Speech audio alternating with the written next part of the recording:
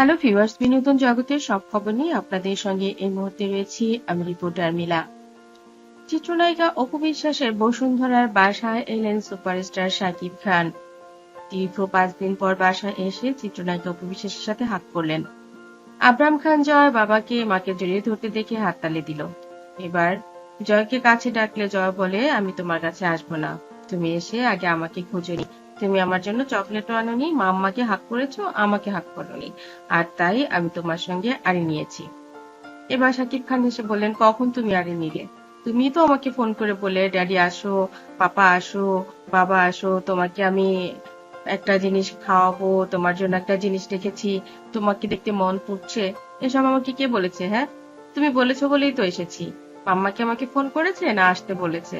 মাম্মা তোমাকে কখনো আসতে বলে না, সব সময় তো তুমিই আসতে বলো, তুমিই আমার জন্য কষ্ট পাও, আমার জন্য কাঁদো, তাহলে কি আমি চলে যাব? এবার শাকিব খান একটু মুখটা রাঙা করে বললেন, ঠিক আছে তাহলে তোমরা থাকো, আমি চলেই যাচ্ছি। আমাকে দেখে যখন তুমি খুশি হওনি, আমার কাছে যখন তোমার কোনো কিছু চাওয়ারই নাই, আমাকে যখন হাক করবেই না, তবে আর আমি কেন থাকি? আমি চলে যাচ্ছি। শাকিব খান ডাক করে চলে যেতে উদ্যত হলে এবার জয় দৌড়ে এসে বাবাকে জড়িয়ে ধরে, বলে, আরে আমি দুষ্টুমি করেছি বোকা ছেলে, তুমি তো মাম্মাকে হাক করলে আমি আরো বেশি খুশি হই। মাম্মা তোমাকে কত ভালোবাসে। আগে যখন মাম্মা তোমার জন্য একা একা কান্না করতো, তখন তো আমিই মাম্মাকে বুঝিয়ে বলতাম, পাপা ঠিক চলে আসবে, পাপা এসে তোমার চোখের জল মুছিয়ে দিবে, তোমাকে অনেক আদর করবে, অনেক খাবার নিয়ে আসবে, তোমাকে একটা লাল শাড়ি কিনে দিবে, তোমাকে একটা চকলেট কিনে দিবে, পিৎজা কিনে দিবে। মাম্মাকে জিজ্ঞেস করো, এগুলো তো আমিই মামাকে বলেছি।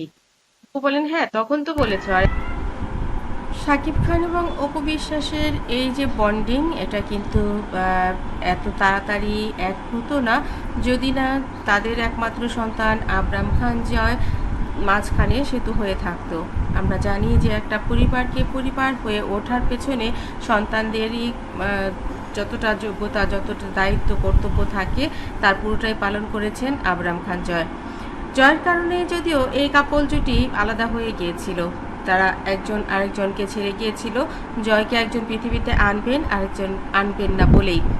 কথা ছিল অপু যদি জয়কে পৃথিবীতে আনে তাহলে শাকিব খান জয়কে, অপু বিশ্বাসকে আর সম্পর্ক রাখবেন না, ডিভোর্স দিয়ে দেবেন। অপু বিশ্বাস মাতৃত্বের যে আকাঙ্ক্ষা, সেই আকাঙ্ক্ষাকে রূপ দেওয়ার জন্যেই তিনি মেনে নিয়েছিলেন শাকিব খান যদি তাকে ডিভোর্স দিয়েও দেয় তবু তিনি সন্তান চান। জিদ করেই পৃথিবীতে নিয়ে এসেছিলেন তার এই কলিজার টুকরা আবরাম খান জয়কে, কারণ তিনি বুঝেছিলেন একটা মানুষ নায়িকা হয়ে যত বড় যত উচ্চতায় যাক না কেন, সংসার জীবনে যদি তিনি মা হতে না পারেন, একটা মা, একজন স্ত্রী মাতৃত্বের স্বাদ যদি না পান, একজন নারী হিসেবে তিনি তাকে, সমাজ তাকে এক সময়ে ব্যর্থ মনে করে এবং তিনিও সেটা ভাবেন যে আমি পৃথিবীতে আছি, আমার সন্তান থাকবে না, তাহলে আমার জন্মের কি দরকার ছিল?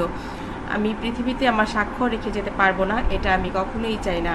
আর তাই তিনি জিদ করে হলেও কাজটা তিনি করেছিলেন এবং সফলতার সঙ্গেই করেছিলেন। আর একজন ভালো মানুষ হিসেবে, ভালো মা হিসেবে তিনি নিজেকে তৈরিও করতে পেরেছিলেন। আর তাই তো শাকিব খানও মেনে নিয়েছেন সন্তান, অপু বিশ্বাস এবং পরিবারকে। বন্ধুরা, ভিডিওটি ভালো লাগলে লাইক, কমেন্ট, শেয়ার দিন এবং পরবর্তী পর্ব পেতে সাবস্ক্রাইব করুন।